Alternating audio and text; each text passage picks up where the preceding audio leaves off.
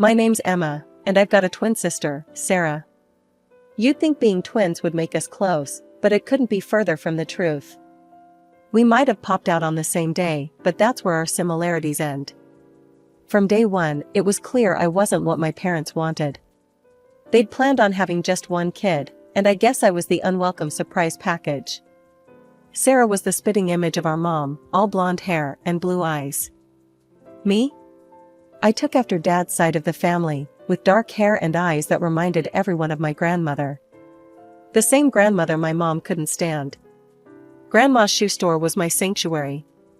From the moment I stepped inside, the familiar scent of leather and polish wrapped around me like a comforting hug.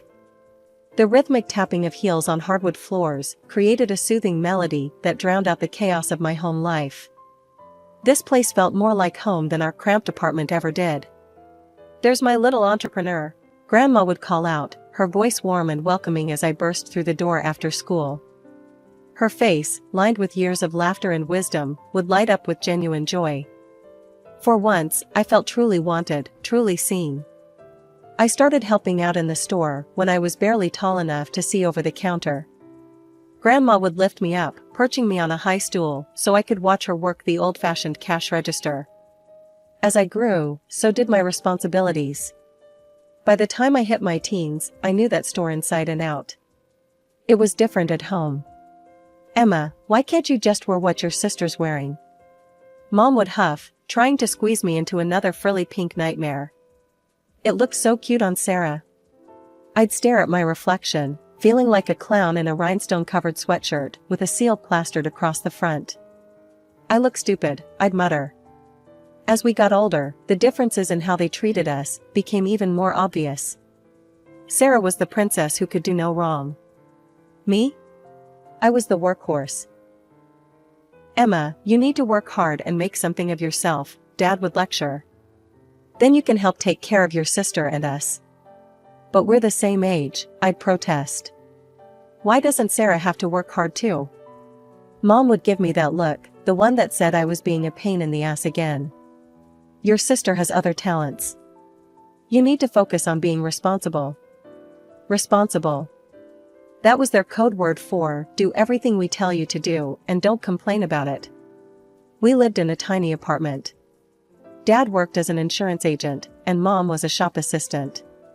Money was always tight, but somehow Sarah always got what she wanted. New clothes, the latest gadgets, you name it, she had it. The only thing that kept me going was the knowledge of the secret stash. Grandma, Dad's mom, had given my parents a big chunk of change when we were born. It was supposed to be for our college education. Both of us. "Remember, Emma," Grandma had told me once when I was staying at her place. "That money's for you and Sarah to go to college. Don't let anyone tell you different." I held on to that knowledge like a lifeline. It was the one thing that made me feel like I had a future, like I wasn't just the family workhorse. As our 16th birthday approached, a tiny spark of hope flickered in my chest. Maybe now that we were older, stepping into adulthood, Mom and Dad would start treating us more equally. Maybe they'd finally see me for who I was, not just as Sarah's less desirable shadow. Boy, was I in for a rude awakening. The morning of our birthday dawned bright and clear. Sarah was still asleep, probably dreaming of the party Mom had been planning for weeks. I, on the other hand, was up early, my stomach churning with a mix of anticipation and dread. Dad called me into the living room just as I finished my toast. His face was unreadable, and he was holding a small metal box. Mom stood beside him, her lips pressed into such a tight line they almost disappeared. "Emma," Dad said, his voice oddly formal, like he was addressing a stranger instead of his daughter. "It's time you learned about responsibility and saving money." He handed me the box. It was heavier than it looked, and cold to the touch. A safe deposit key, I realized with a sinking feeling. "If you want to go to college, you'll need to earn the money yourself," Mom chimed in, her tone clipped and matter of fact. "This is for you to keep your savings in." I felt like I'd been punched in the gut. All the air rushed out of my lungs, and for a moment, I couldn't speak. When I finally found my voice, it came out as a strangled whisper. "But, What about the money Grandma gave you for our education? Where's that? The temperature in the room seemed to drop 10 degrees. Mom's eyes narrowed dangerously, and Dad suddenly became very interested in a spot on the wall behind my head. There is no money for your education, Emma, Mom said, her voice ice cold and sharp enough to cut. You'll have to earn it yourself if you want to study. But Grandma said, I started, my mind reeling. This couldn't be happening. Grandma had told me about that money, had made it clear it was for both Sarah and me. You are not to breathe a word of this to your grandmother, Mom snapped, cutting me off mid-sentence. Her eyes flashed with a warning that made my blood run cold. If you do, I'll make sure you never see her again. Do you understand? I nodded mutely, my throat too tight to speak. Grandma was the only bright spot in my life, the only person who seemed to truly care about me. The thought of losing her was unbearable. I clutched the useless safe deposit key so hard the metal edges dug into my palm, but I barely felt the pain. The apartment buzzed with excitement as Sarah's friends poured in, their chatter and laughter filling every corner. I stood in the kitchen, feeling like a ghost in my own home. Mom had made it clear, I wasn't to invite anyone. This was Sarah's night. Emma, come on, it's cake time, Dad called, his voice overly cheerful. I trudged to the living room, where Sarah sat beaming in front of a massive cake, 16 candles flickering. Everyone sang. Sarah closed her eyes, made a wish, and blew out the candles. The room erupted in cheers. I silently cut the cake, handing out slices to Sarah's friends, before taking one for myself. As I took a bite of the sickeningly sweet frosting, Mom and Dad exchanged a look. Sarah, honey, we have a surprise for you, Dad said, grinning. Come with us to the parking lot. 10 minutes later, Sarah burst back in, practically glowing with excitement. She was clutching a set of car keys, twirling them around her finger. Mom and Dad got me a car, she squealed. Can you believe it? I have the best parents ever. She pranced over to where I sat, dangling the keys in front of my face. So, sis, what did you get me for our birthday? I stared at her, my mind blank with shock. A car. They'd bought her a car, while I got, what? An empty safe deposit box and a lifetime of debt. Well? Sarah pressed, her smile turning smug. What's my gift? Something inside me snapped. My absence, I spat, standing up so quickly, my chair toppled over. That's my gift to you, enjoy it. I stormed off to our shared bedroom, ignoring the shocked silence behind me. With shaking hands, I pulled out my suitcase and started throwing clothes into it.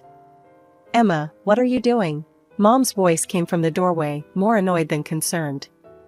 I'm leaving, I said, not looking at her. I'm going to stay with Grandma. As I pushed past her, dragging my suitcase behind me, she grabbed my arm. Remember, she hissed, not a word to your grandmother about the car or the college money.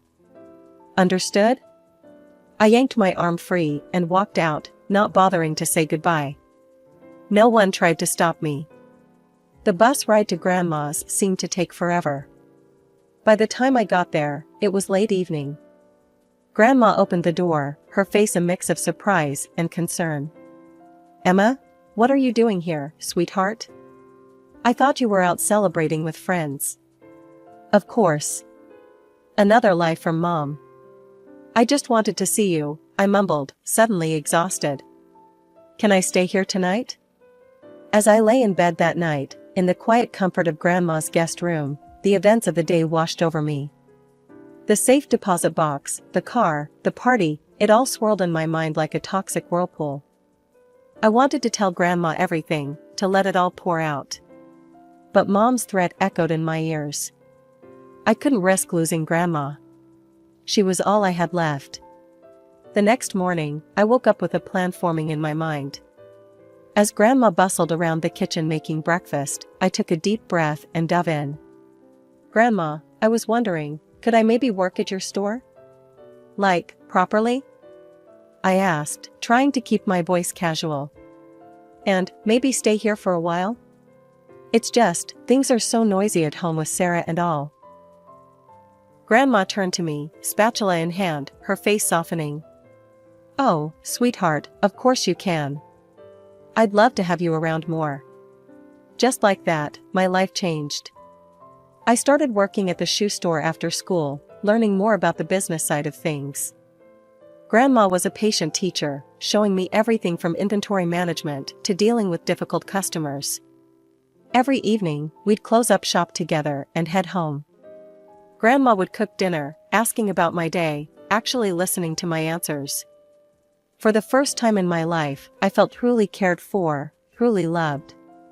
Days turned into weeks, and weeks into months. I didn't go home, and honestly, I didn't want to. Mom and Dad never called, never checked in.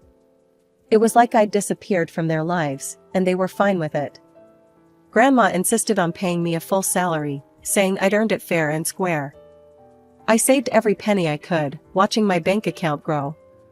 But even with Grandma's generosity, college still felt like a distant dream. There was just never quite enough. Before I knew it, my 18th birthday rolled around. High school graduation followed soon after.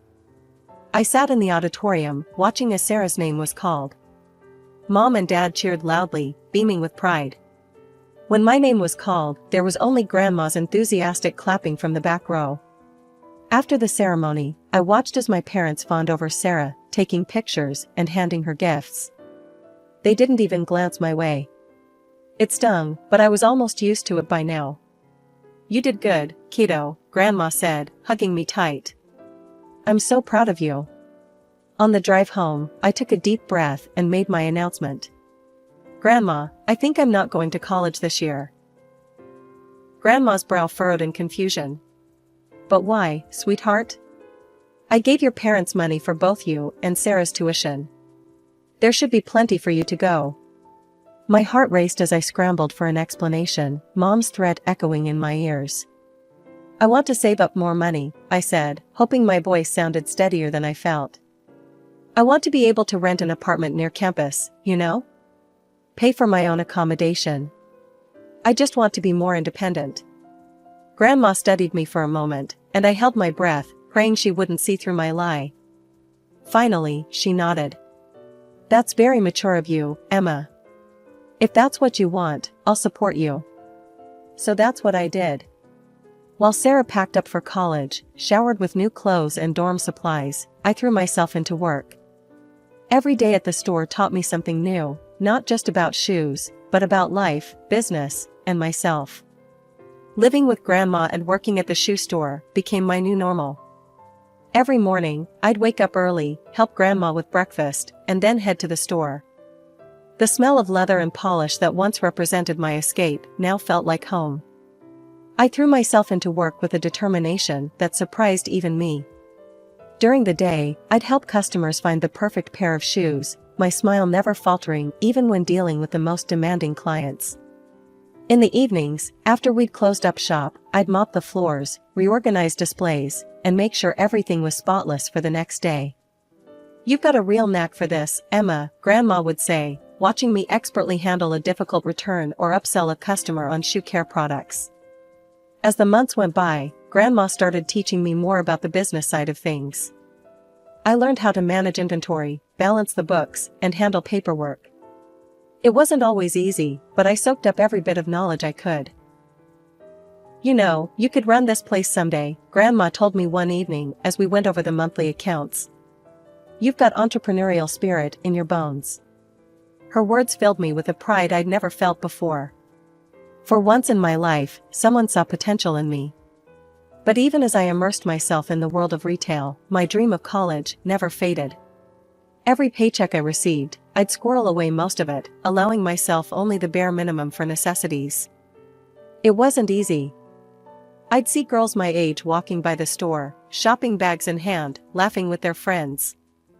I'd watch as they tried on beautiful shoes that I could easily afford with my employee discount but chose not to buy. Every time I said no to a night out or a new outfit, I reminded myself of my goal. The year flew by in a blur of shoeboxes, receipts, and saved paychecks. Before I knew it, I was looking at my bank account, hardly believing the number I saw there. I'd done it. I'd saved enough for college. With shaking hands, I picked up my phone and dialed the number I hadn't called in a year. "Hello?" Mom's voice answered, sounding surprised. "Hi, Mom," I said, trying to keep my voice steady. "I wanted to let you know that I've saved up enough for college.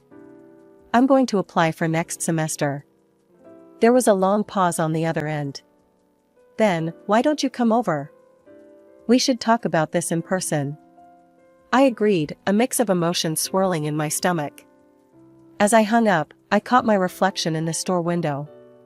The girl looking back at me wasn't the same one who'd run away a year ago.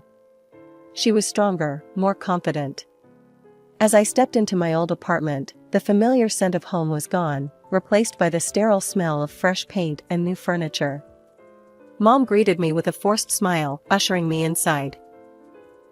"Emma, darling, come see what we've done with the place," she chirped, leading me through the living room. Dad trailed behind us, nodding along as Mom pointed out every new feature. The tour ended at what used to be my shared bedroom with Sarah. Now, it was a Pinterest-perfect space, clearly designed for one. "We had a designer come in," Mom gushed. "Isn't it just perfect for Sarah?" I stood there, feeling like a ghost in my own past. "Where's all my stuff?" I asked, my voice barely above a whisper. "My books, my photos, everything I left behind?" Mom and Dad exchanged a quick glance. "Oh, honey," Mom said, her voice sickeningly sweet. "We had to clear out all that old junk. You understand, right? We needed to make space for new energy." I felt like I'd been punched in the gut. Years of memories, pieces of myself, all tossed away like trash. I blinked hard, fighting back tears. "Why did you ask me to come?" I managed to ask, my voice steadier than I felt. Mom's smile faltered for a moment. "Let's sit down, shall we? I'll make us some tea." Soon, I found myself perched on the edge of the sofa, a cup of tea and a plate of my once favorite cookies in front of me. The sweetness now felt like ash in my mouth. "Emma, sweetie," Mom began, her voice dripping with fake concern. "We're in a bit of a situation. You see, Sarah, well, she decided college wasn't for her. She dropped out after a year." I sat there, stunned. All that money, wasted. Money that was supposed to be for both of us. "The thing is," Mom continued, not meeting my eyes, "we need some help. About $20,000, to be exact." I nearly choked on my tea. "What? But that's most of the money I saved for college." "Oh, Emma," Mom sighed, reaching out to pat my hand. I resisted the urge to pull away. "You don't really need college, do you? You're doing so well at Grandma's store. And living with her, you don't have many expenses." My mind was reeling. I couldn't believe what I was hearing. "Besides," Mom added, her voice dropping to a conspiratorial whisper, "Sarah needs an apartment. She has a boyfriend now, and they want to live together. We thought we could use the money for a down payment on a mortgage." She trailed off, suddenly realizing what she'd said. Her eyes widened as she glanced at Dad, who was looking increasingly uncomfortable. I took a deep breath, steadying myself against the wave of emotions threatening to overwhelm me.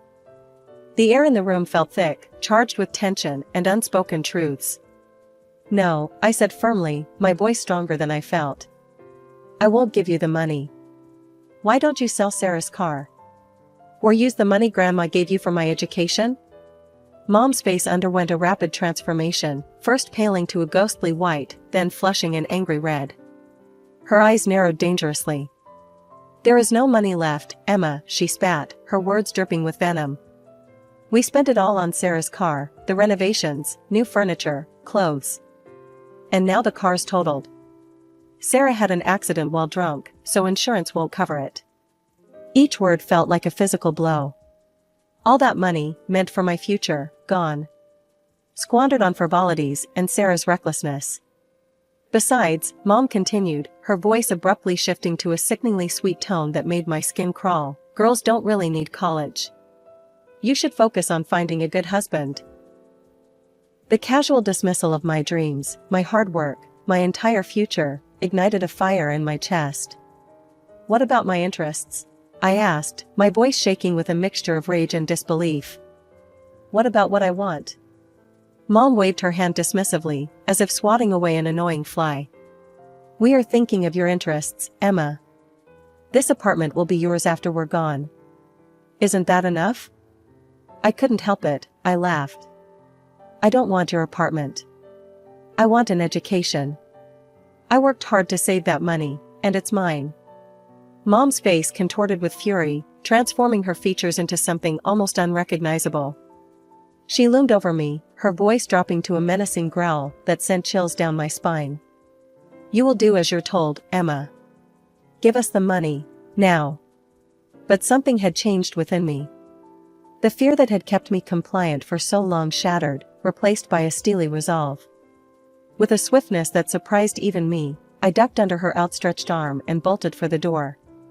Their voices followed me down the stairs, a cacophony of threats, curses, and insults that echoed in the stairwell. But with each step I took, they seemed to lose their power over me. As I walked home, the cool evening air clearing my head, my mind raced. Suddenly, a thought hit me like a bolt of lightning, stopping me in my tracks. Why hadn't I told Grandma about the money? The money she'd given my parents for my education, which they'd squandered on Sarah? The realization washed over me in waves. I'd been silent out of fear, paralyzing fear that Mom would follow through on her threat to keep me from Grandma. But I was 18 now. An adult. They couldn't control me anymore, couldn't dictate who I could or couldn't see. As soon as I stepped into Grandma's house, the words tumbled out of me like a dam breaking. I told her everything, about the money she'd given my parents for our education, how they'd spent it all on Sarah, how they'd forced me to earn my own way and then tried to take that from me too. Grandma listened, her face growing more thunderous with each revelation. When I finished, she was silent for a long moment, her hands clenched tightly in her lap.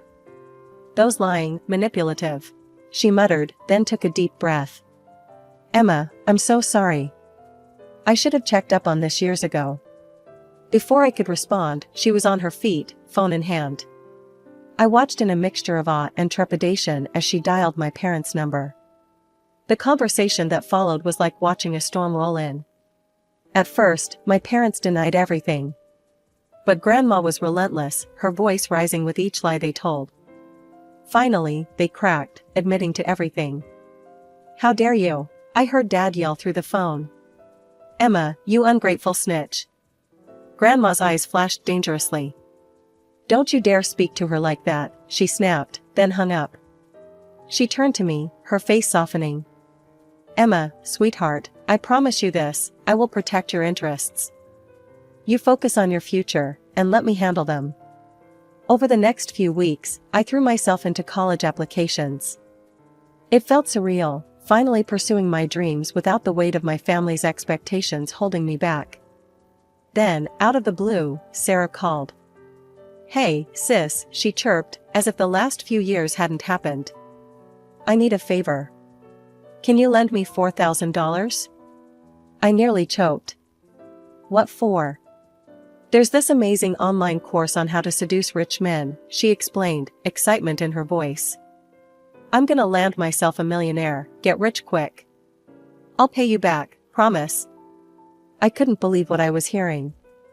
Sarah, that's insane. And gross. I'm not funding that. Oh, come on, she whined. Don't be such a prude. I broke up with Jake. I don't want some boring, ordinary life. I want wealth, luxury. No, I said firmly. Absolutely not. Don't call me again for stuff like this. I hung up, feeling a strange mix of pity and disgust. That was the last time I spoke to Sarah or my parents. Months passed. I started college, majoring in business management. Every day felt like a gift, learning, growing, becoming the person I was meant to be. One weekend, Grandma came to visit. As we sat in my tiny dorm room, she dropped a bombshell. Your parents had to sell the apartment, she said. They're drowning in debt, loans they took out for Sarah's schemes. They showed up at my door, asking to move in. My breath caught. What did you say? A small, satisfied smile played on Grandma's lips. I told them exactly where they could go. Reminded them of how they'd treated you, how they'd lied to me. They're not my problem anymore. I hugged her then, tears in my eyes. Grandma, thank you. For everything. For believing in me, for standing up for me. I don't know where I'd be without you. As we sat there, I felt a sense of peace wash over me. The road hadn't been easy, and I knew there would be challenges ahead. But for the first time in my life, I was free. Free from manipulation, free from unfair expectations, free to be myself.